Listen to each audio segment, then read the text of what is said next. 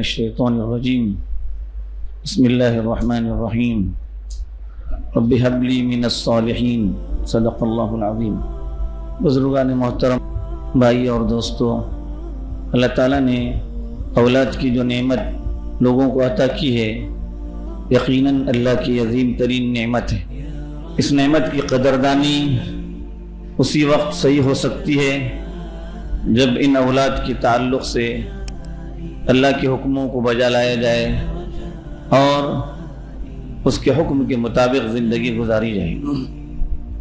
بزرگوں اور بھائیوں، انبیاء علیہ السلام کی جو دعائیں قرآن پاک کے اندر نقل کی گئی ہیں، اس سے اندازہ ہوتا ہے کہ حضرات انبیاء علیہ السلام کو اپنی ذریت اور اپنی نسل اور اپنی اولاد کی کتنی فکر رہا کرتی تھی۔ سیدنا ابراہیم علیہ السلام بچے کے پیدا ہونے سے پہلے اللہ سے دعا کر رہے ہیں، رب ہب لی من الصالحین، کہ اللہ نیک اور صالح اولاد عطا فرما۔ اور اسی طرح سے دعا فرمایا کہ وَجُنُبْنِي وَبَنِيَّ أَن نَعْبُدَ الْأَصْنَامَ، مجھے اور میری اولاد کو اس بات سے محفوظ رکھنا کہ وہ بتوں کی عبادت کریں، بتوں کے آگے اپنا ماتھا ٹیکیں، شرک میں مبتلا ہو جائیں۔ یہی خلیل اللہ سیدنا ابراہیم علیہ السلام ہیں، اور ان کے فرزند سیدنا اسماعیل علیہ السلام ہیں۔ دونوں اللہ سے دعا کرتے اپنی ذریت کی صلاح کے لیے، ربنا وجعلنا مسلمین لک ومن ذریتنا امتا مسلمتا لک، ہمیں تیرے حکموں کا تابع بنا اور ہماری ذریت کو، ہمارے آنے والی نسل کو تیرے حکموں کا تابع بنا، دین پر ان کو قائم رکھنا۔ اس کے علاوہ سیدنا زکریا علیہ السلام اور دوسرے انبیاء علیہ السلام ہیں، ان کے تعلق سے بھی قرآن پاک کے اندر دعائیں نقل کی گئی ہے کہ انہوں نے بھی اپنی اولاد کے تعلق سے بہت خیر کی دعائیں مانگی ہیں۔ حضرت لقمان کے تعلق سے قرآن پاک کے اندر پوری سورت نازل ہوئی، اور اس میں حضرت لقمان کے اپنے بیٹے کو کی جانے والی نصیحت کا خاص طور سے ذکر اس لیے کیا گیا کہ وہ پورے اہتمام سے اپنے بیٹے کو ان باتوں کی نصیحت کیا کرتے تھے۔ یا بنی لا تشرک باللہ ان الشرک لظلم عظیم، پوری بات کہ اللہ بیٹا شرک نہ کرنا، شرک بڑا گناہ ہے، اللہ کے ساتھ زیادتی ہے۔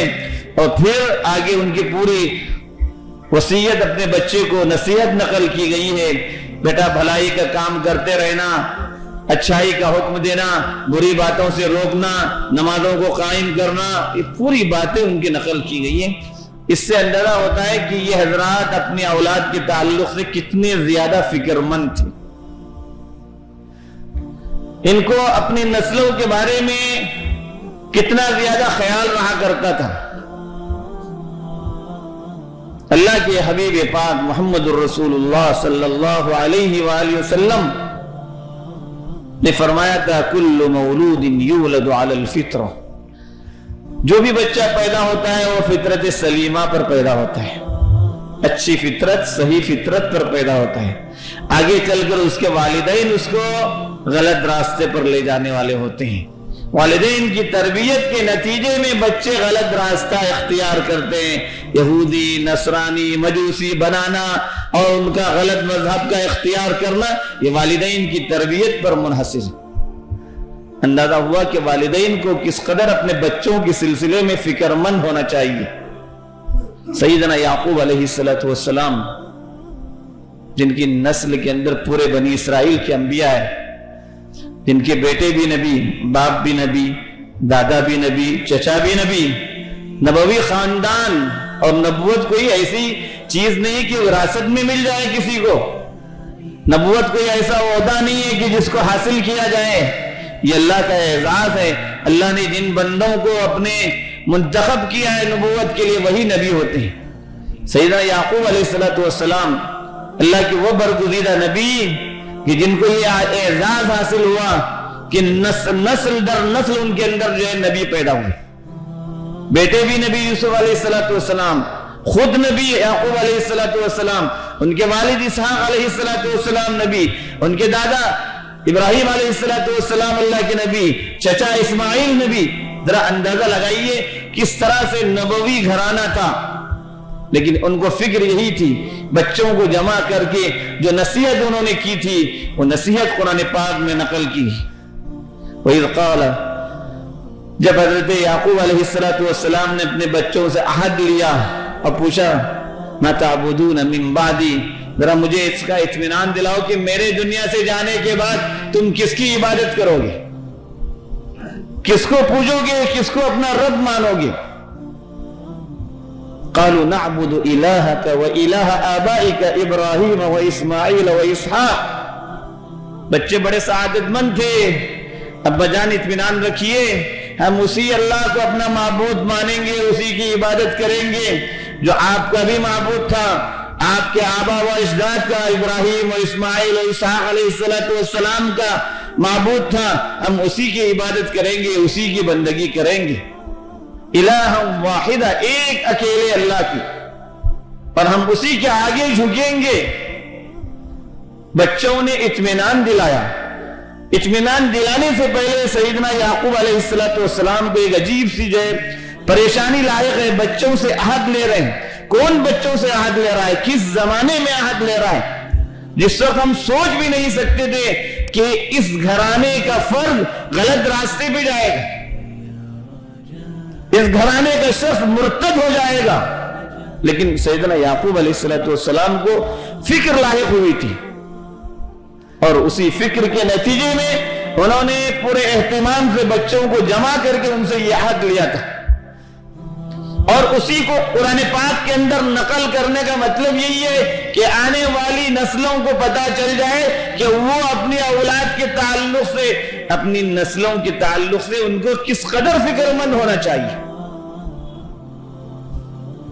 نبی کو اتنی فکر ہوتی ہے، وہ بھی کیسے نبی جس کے متعلق آپ نے سنا، ان کو اتنی بڑی فکر ہے. اور موجودہ زمانے کے لحاظ سے ہمیں اپنے تعلق سے سوچنے کی ضرورت ہے کہ ہماری یہ اولاد، ہماری یہ نسلیں کہاں جائیں گی؟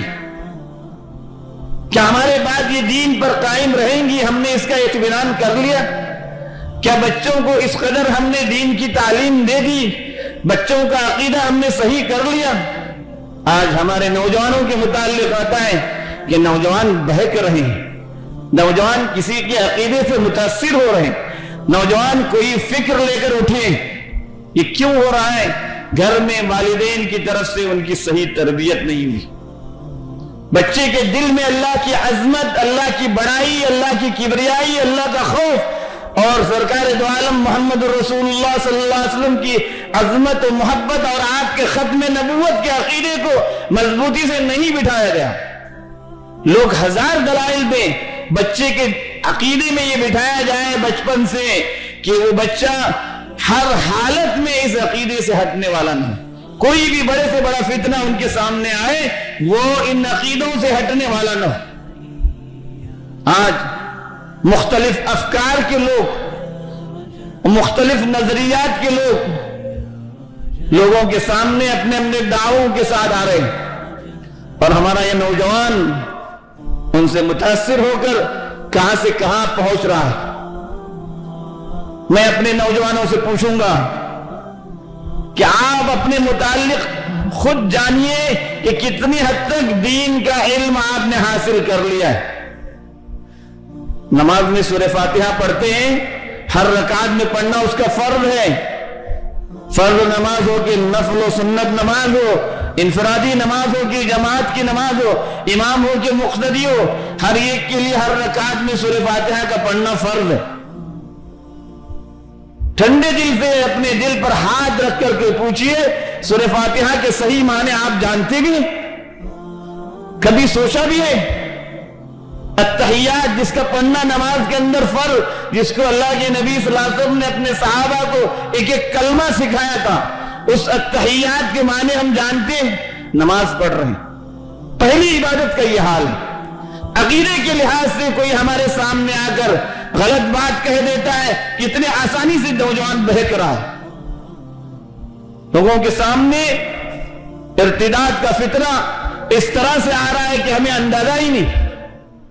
کوئی اعتراض کرتا ہے اللہ کے نبی صلی اللہ علیہ وآلہ وسلم کی ذات اقدس کے تعلق سے، آپ کے ازواج مطہرات کے تعلق سے، کہ آپ نے اتنی زیادہ شادیاں کیوں کی؟ اللہ کے نبی صلی اللہ علیہ وآلہ وسلم کی خصوصیات کے تعلق سے ہمارے پاس اس کا جواب نہیں ہوتا۔ ہم نے ان باتوں کو، جس کو ہمیں یہ اپنے گھروں میں سکھانے کی ضرورت ہے، اسکولوں میں کالجوں میں پڑھے نہ پڑھے، لیکن ہمارے اپنے گھروں میں اپنے بچوں کو سمجھانے کی ضرورت تھی۔ عقیدہ توحید، عقیدہ رسالت، عقیدہ آخرت، یہ چیزیں ایسی مضبوطی سے ان کے دلوں میں بٹھانے کی ضرورت تھی کہ بچہ بڑے سے بڑے آدمی کے مقابلے میں جائے، وہ کبھی اپنے اس سے جو ہے ہٹنے والا نہ ہو۔ ہزار دلائل اس کے سامنے آئے، لیکن وہ بس ہم دلائل ولائل نہیں جانتے، ہم اس عقیدے کو مضبوطی سے باندھتے، ہمیں بچپن سے یہ عقیدہ سکھایا گیا۔ بزرگوں اور بھائیوں، حالات اس طرح سے نہیں ہے جس طرح سے ہم نے اطمینان کر کے بیٹھ لیا۔ کس قدر لوگ ارتداد کا شکار ہو رہے ہیں، کسی کا ارتداد کھل کر کے سامنے آ رہا ہے، اور ایک بہت بڑی تعداد ان لوگوں کی ہے جو مرتد ہو چکے ہیں، نماز پڑھ رہے ہیں، لیکن عقیدے کے اعتبار سے ارتداد کا شکار ہو چکے ہیں، اور ان کو اور ان کی اولاد، ان کے والدین کو فکر نہیں۔ اپنے بچوں کے تعلق سے اس قدر متفکر ہونے کی ضرورت ہے کہ ہمیں اطمینان رہے کہ ہمارے جانے کے بعد یہ بچے دین پر قائم رہیں گے، اسلام کی شریعت کو تھامے ہوئے رہیں گے۔ ان کی صحیح طور پر تربیت کرنے کی ضرورت ہے۔ ہم نے ان کے لیے سب کچھ انتظام کر دیا، اچھی سے اچھی خوراک، اچھی سے اچھی پوشاک، اچھے سے اچھا گھر، ان کی ہر ضرورتوں کو ہم نے پورا کیا۔ بہت مبارک، اللہ نے آپ کو دیا ہے، اچھے سے اچھا کھلائیے۔ بلکہ میں تو آپ سے یہ کہتا ہوں، اللہ نے آپ کو دیا ہے سونے کا لقمہ، ان کو کھلا دیجئے، کوئی حرج نہیں ہے، کوئی منع نہیں ہے۔ اللہ نے آپ کو دیا ہے، اس نعمت سے آپ لطف اندوز ہو رہے ہیں، بچوں کو بھی کھلا رہے ہیں، لیکن نظریں ان پر آپ کی وہ شیر والی، شیر کی نگاہ سے آپ ان کو دیکھتے ہو۔ شیر چھپا ہوا ہوتا ہے، اپنے شکار کو جب دیکھتا ہے جھپٹ پڑتا ہے۔ آپ کو اپنے اولاد کے تعلق سے یہ ہونا چاہیے کہ میرا بچہ کہاں بہک رہا ہے، کس کے ساتھ اس کی اٹھک بیٹھک ہے، کس کے ساتھ گھوم رہا ہے، کس افکار کا شکار ہو رہا ہے، رات میں کیوں دیر تک جگتا ہے، کیوں غلط چیزوں کو دیکھتا رہتا ہے، کیوں غلط لوگوں کے ساتھ گھومتا ہے، کیوں ادھر ادھر جاتا ہے، اس پر کوئی فکر نہیں۔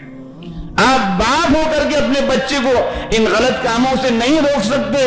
کس دن کے لیے آپ باپ ہیں؟ کس دن کے لیے آپ کو یہ حق پہنچتا ہے کہ آپ اپنے آپ کو فلاں کا باپ کہیں؟ جب بچہ ترقی کرتا ہے، ہر ایک آدمی کی خواہش ہوتی ہے کاش میرا بچہ بھی ترقی کرتا، کاش میرا بچہ بھی نام کماتا۔ بچپن سے ہمیں اپنے اولاد کے تعلق سے انتہائی زیادہ فکر مندی کی ضرورت ہے۔ اسکول کے حوالے کر دیا، کالج کے حوالے کر دیا، اپنی ذمہ داری ختم ہو گئی، سمجھ لیں بزرگوں اور بھائیوں، ایسا ہرگز نہیں۔ ہم آخر دن تک اپنی ذمہ داری سے سبکدوش نہیں ہوتے۔ بڑے ہو گئے تب اور زیادہ فکر کی ضرورت ہے، کمائی کر رہے ہیں اور زیادہ فکر کی ضرورت ہے، کیا کر رہے ہیں، کیسا کما رہے ہیں، ان کی کمائی کیسی ہے، ان کی اٹھک بیٹھک کیسی ہے، ان کا رہن سہن کیسا ہے، ان کے دوست کون ہیں، ان چیزوں پر ہماری نظریں ہونی چاہیے، ورنہ کل قبر میں ہم ہوں گے اور اللہ نہ کرے ہماری یہ اولاد بگڑی ہوئی ہوگی، قبر میں عذاب ہم سہ رہے ہوں گے، اس لیے کہ ہم نے ان کی صحیح تربیت نہیں کی ہوگی۔ ہم قبر میں رہے، اطمینان سے سوتے رہے، یہ اولاد ہمارے حق میں دعا کرنے والی، اس لیے اپنے اولاد کے سلسلے میں اس قدر فکر انبیاء کو ہوتی تھی، ان کی صلاح اور ان کی اصلاح کے لیے دعا کرتے تھے اللہ کے لیے۔ اپنے بچوں کی خاطر خصوصی دعاؤں کا اہتمام کرنے کی ضرورت ہے کہ ہماری اولاد، ہماری یہ نسلیں ہمارے بعد ایمان پر قائم رہیں، صحیح عقیدے پر قائم رہیں، بہکنے نہ پائیں، غلط راستے پر جانے نہ پائیں۔ اللہ سے رو رو کر ان بچوں کے لیے دعائیں کرنے کی ضرورت ہے. یہی ان بچوں کا صحیح اکرام ہے, یہی ان بچوں کی صحیح تربیت ہے. ہم نے یہ سمجھا کہ ان کو اعلیٰ سے اعلیٰ ڈگری دکھلا دی, ہم نے اعلیٰ سے اعلیٰ تعلیم دلا دی, اچھی سے اچھی چیزیں مہیا کر دی. یہ حیوانی تربیت ہے, یہ کوئی انسانی تربیت نہیں ہے. حقیقی اور سچی تربیت یہ ہے بچوں کی کہ ان کے دلوں میں اللہ کا خوف ہو, اللہ کی عظمت و بڑائی ہو, اللہ کے نبی کی محبت ہو, اللہ کے نبی کا جو مقام ہے وہ مقام صحیح طور پر وہ جاننے والے ہوں, اور آخرت کے عقیدے کے تعلق سے ہر وقت ان کو بھی استحضار رہے کہ مرنا ہے, اس دنیا سے نکل کر جانا ہے, اللہ کے سامنے جواب دئیے, یہ احساس ان کو بھی ہر وقت ہو. اس لیے ہمیں خصوصی طور پر ان کی طرف توجہ دینے کی ضرورت ہے, فکر کرنے کی ضرورت ہے کہ بچے غلط افکار کا شکار نہ ہو, غلط نظریات کا شکار نہ ہو, بہکنے نہ پائیں. ہم خصوصی طور پر توجہ دیں, ان کے حق میں دعائیں کریں, اور اللہ تبارک و تعالیٰ سے رو رو کر لو لگا کر دعائیں کریں. یہ ہماری نسلیں قیامت تک آنے والی ہماری پوری نسل ایمان پر اور صحیح عقیدے پر قائم ہو. اللہ تعالیٰ ہم سبوں کو اس کی توفیق عطا فرمائے, ایمان پر استقامت نصیب فرمائے, ایمان پر اپنے وقت پر ہم سبوں کو خاتمہ نصیب فرمائے. آمین.